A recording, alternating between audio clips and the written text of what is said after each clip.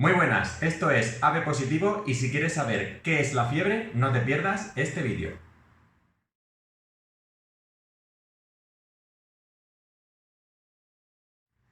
Como en otras ocasiones, vamos a empezar definiendo. Y la primera definición va a ser la de temperatura corporal. La temperatura corporal es una medida de la energía interna que tiene nuestro cuerpo y que hace que nuestras moléculas vibren.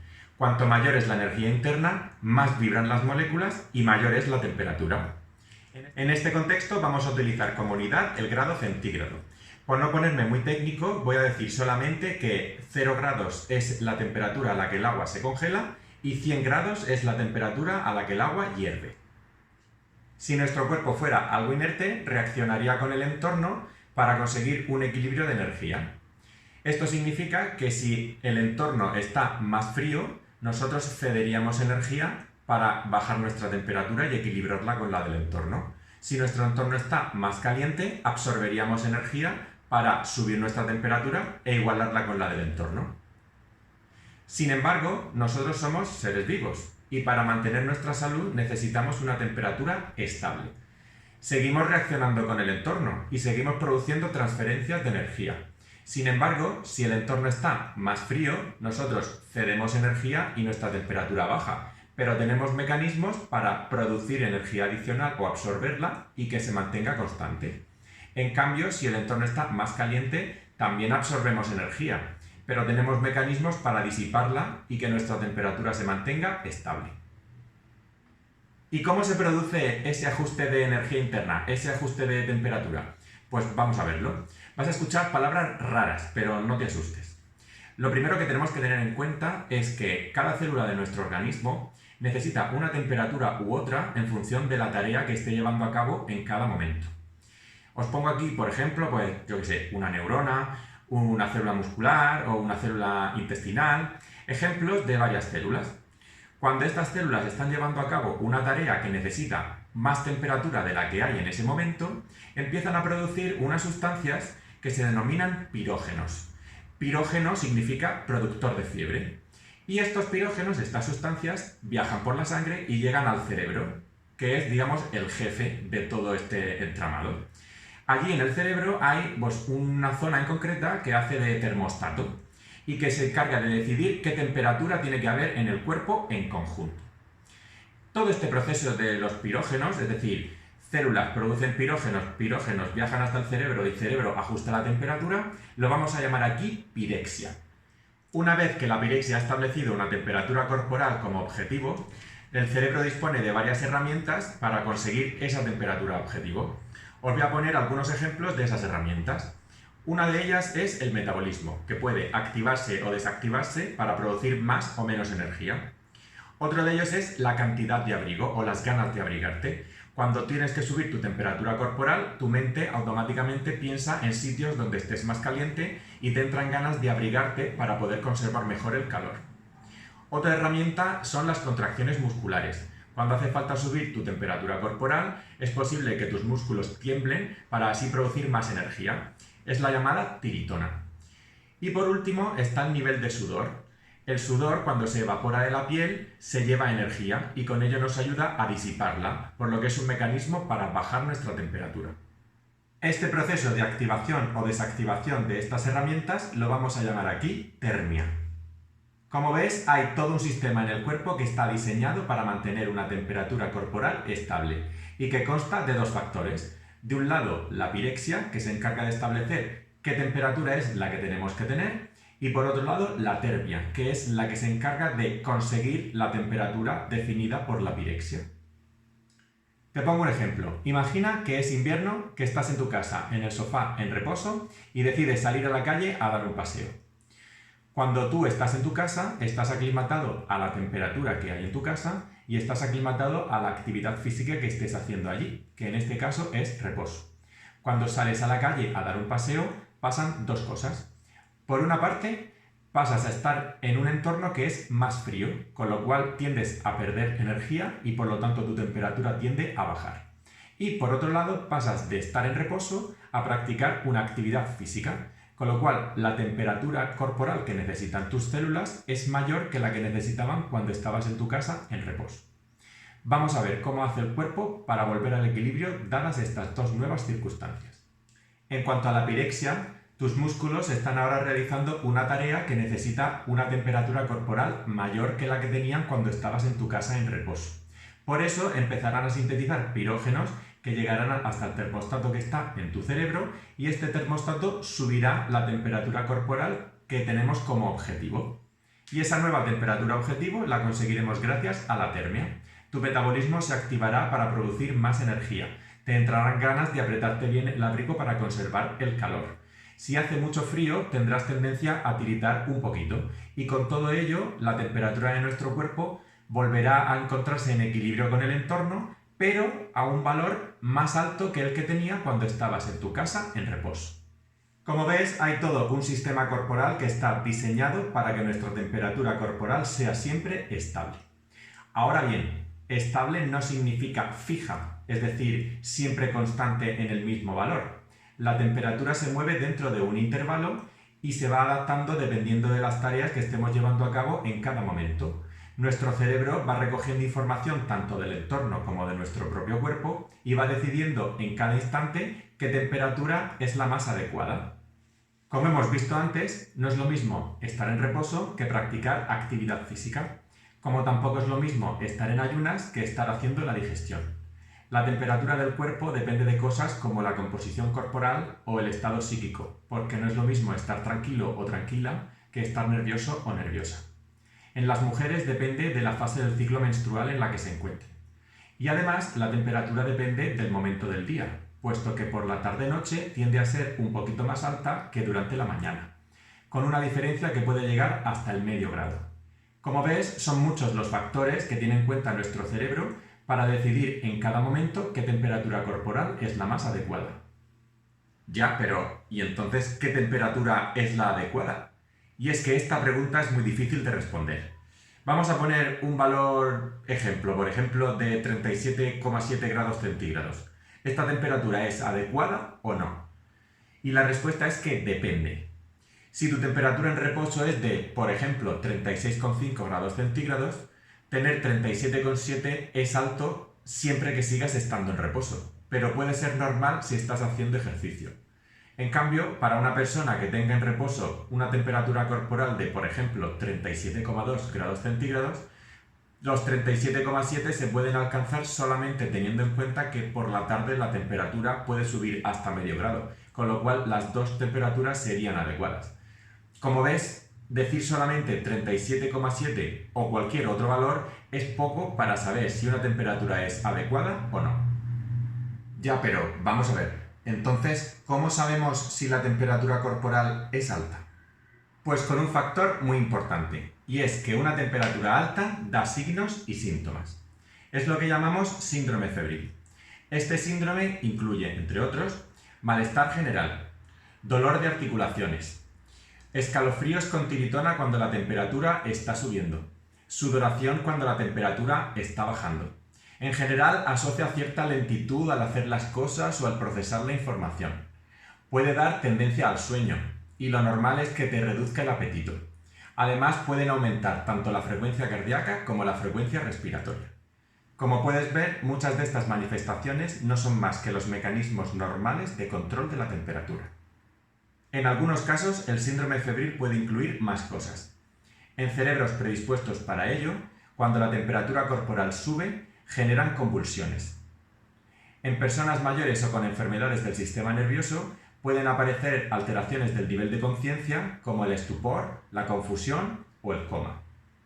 Hay personas en las que con la temperatura corporal alta les baja la tensión arterial. Y hay casos también en los que con la temperatura corporal alta la frecuencia cardíaca en lugar de subir disminuye. Todos estos son signos de alarma que siempre te deben hacer consultar con profesionales de la salud. El síndrome febril, en teoría, puede aparecer a cualquier temperatura. Sin embargo, lo más frecuente es que aparezca a partir de los 38 grados. ¿Puede darse en gente con 37 grados? Sí, pero no es lo más frecuente. También es posible que no aparezca a pesar de temperaturas que en teoría son altas. Lo típico es ver a un niño o una niña que viene a la consulta de pediatría y que viene con sus 38 grados y medio o sus 39 grados y ni se inmuta. El síndrome febril es requisito para la fiebre.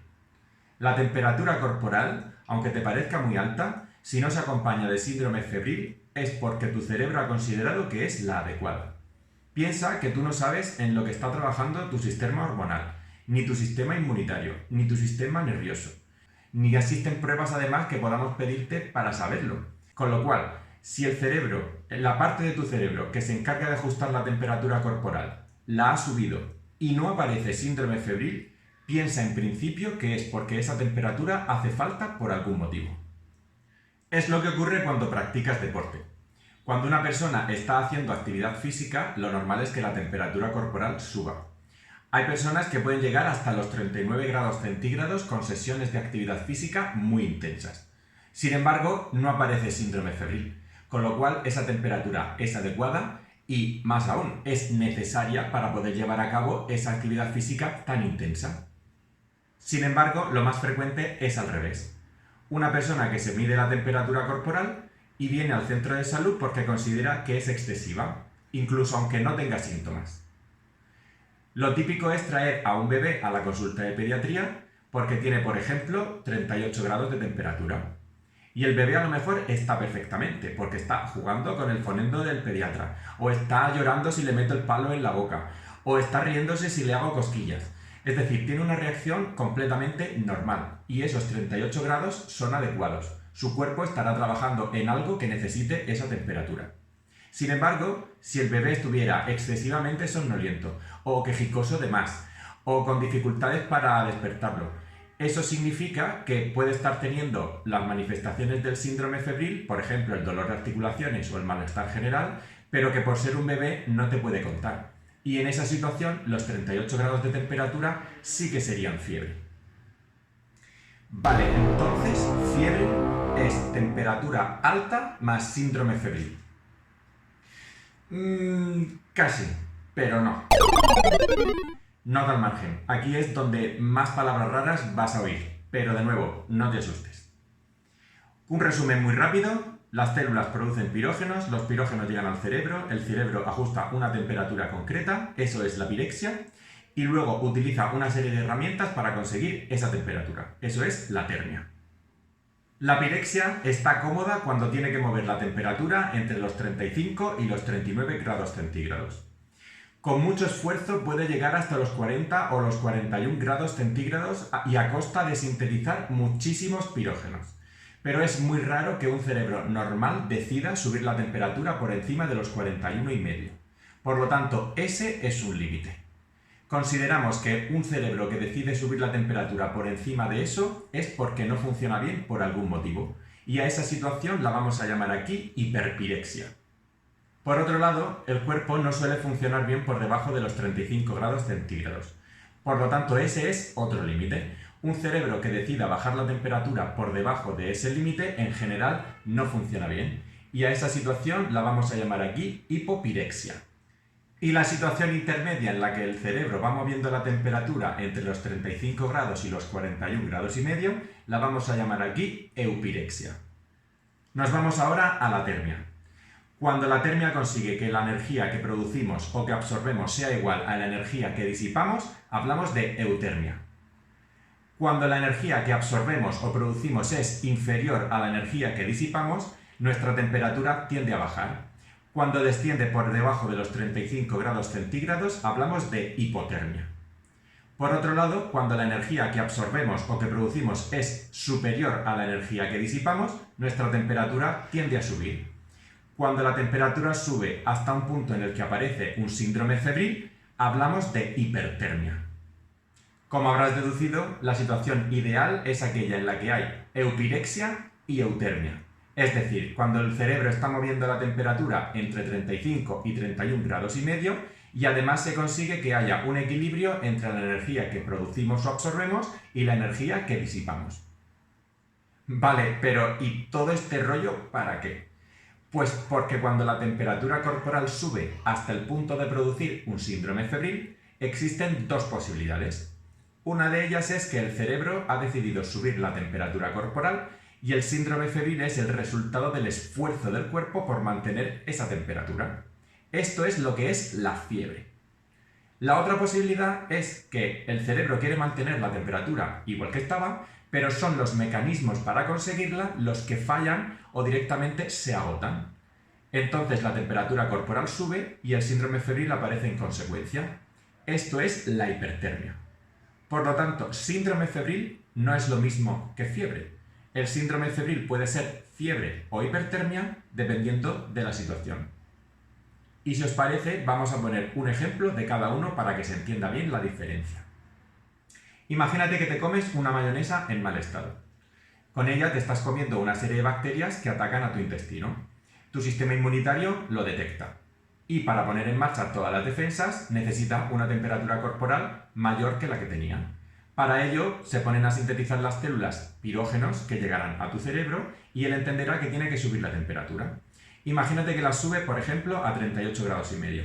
Si tu temperatura de base eran 36 grados y medio, mantenerla durante varias horas o incluso durante varios días en 38 y medio hará que aparezca el síndrome febril. Te dará dolor de articulaciones, malestar general. Si te sube muy rápido la temperatura tendrás tiritona. Si te baja muy deprisa te dará sudoración. Aparte irás más lento o más lenta de lo habitual. Tendrás menos hambre. Tendrás un poquito menos de energía. En general se darán todas las manifestaciones del síndrome febril junto con diarrea y dolor de barriga porque por supuesto te has comido una mayonesa en mal estado. En este caso podemos decir claramente que los 38 grados y medio son fiebre. Imagina ahora que te vas de senderismo con varias amistades. Pensabas que iba a hacer más frío y por lo tanto te llevaste ropa negra y de manga larga. Sin embargo, luego hizo más calor del que tú pensabas. Y además calculaste mal y te llevaste menos agua de la que luego necesitaste durante el recorrido, con lo que no pudiste beber adecuadamente durante el mismo. En esta situación, con el calor del sol y la ropa negra, tendemos a absorber mucha energía. Como además el estado de hidratación es malo, no podemos sudar adecuadamente y esa energía nos cuesta disiparla. Todo ello hace que nuestra temperatura tienda a subir. Nuestro cerebro no ha modificado la temperatura a la que tenemos que llegar, pero son los mecanismos para conseguir esa temperatura los que están fallando. Este es un caso de hipertermia. Aparecerá entonces un síndrome febril parecido al anterior, pero producido por un mecanismo diferente. Por lo tanto, y para resumir, podemos decir que una temperatura adecuada es aquella que se encuentra entre los 35 y los 41,5 grados centígrados y no se acompaña de síndrome febril. Y por otro lado, podemos decir que la fiebre es una temperatura alta decidida por el cerebro que sí se acompaña de síndrome febril. Y lo dejamos aquí de momento. Nos queda por hablar de qué hay que hacer cuando hay fiebre, pero para que no te dé un síndrome febril solo de lo largo que se está quedando el vídeo, lo vamos a dejar para un vídeo posterior. Muchas gracias por ver el vídeo. Si te ha gustado, tienes el pulgar hacia arriba para decírmelo. Si te gusta el canal, puedes suscribirte. Si quieres que YouTube te avise de los próximos vídeos, dale al botón de la campanita. Tienes abajo la sección de comentarios para decirme todo lo que quieras. Te dejo enlaces a las redes sociales y a la página web. Recuerda que este vídeo no sustituye en ningún caso a una consulta con profesionales de la salud. Esto es AB Positivo y nos vemos en el próximo vídeo.